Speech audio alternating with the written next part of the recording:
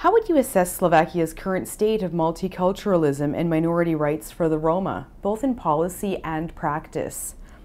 What's needed to better ensure and promote strong social cohesion? Are you sure we will continue? Oh, the hardest question.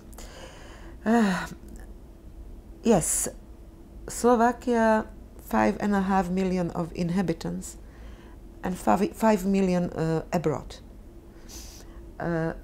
But yes, we have 14 different nationalities, so really multicultural society. And we have really strong concentration of Roma population.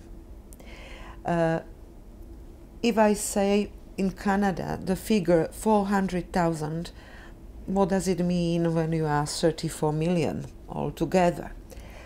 But for 5.5 million, it means 8% of population, and more, they are concentrated in marginalized territories.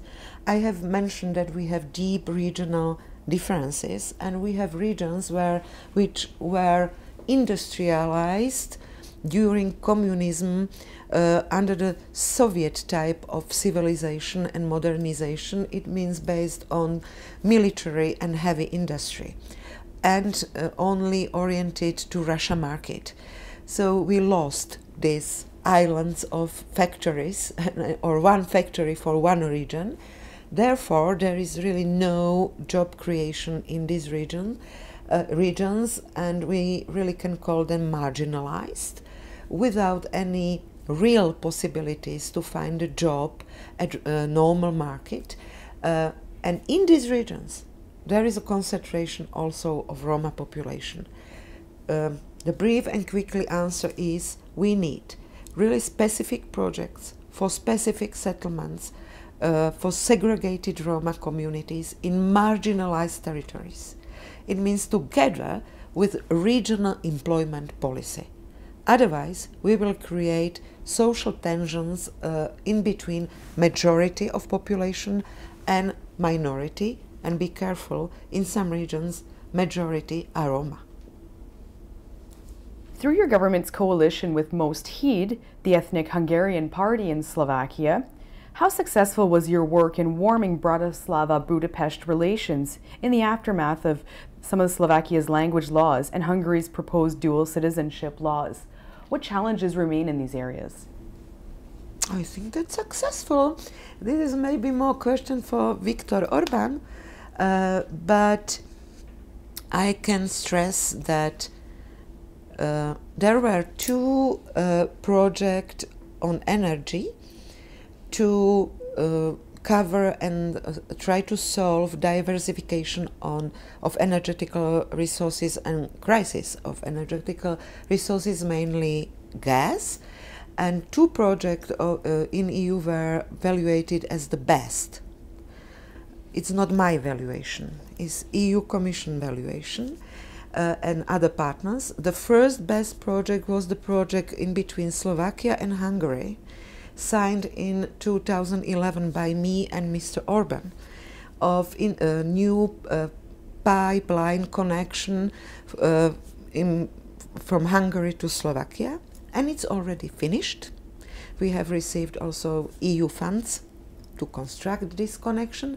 And another best valuated project was interconnection in between Poland and Slovakia, signed by this person and Donald Tusk. So we have prepared really the interconnection south-north for diversification of gas energy solutions and sources for not only Slovakia but whole region, and at present look maybe for mainly for Ukraine. So I think this is one of the good picture that there were part of our interests which were really common, and we found very quick and such important decisions and realization. There we started and finished the highway from eastern Slovakia to Hungary, and it's finished. We have started several bridges in between Hungary and Slovakia, and very good projects on inter-frontier cooperations to create new working places and new jobs, as Hungary has really the same problem as we. And then there were problems where we were not friends, not at all, as for example constitutional law from Hungary concerning citizenship. Yes, there is no agreement, because I am absolutely sure that normal way is to have agreement of both sides, as we have, for example, with Czech Republic on double citizenship.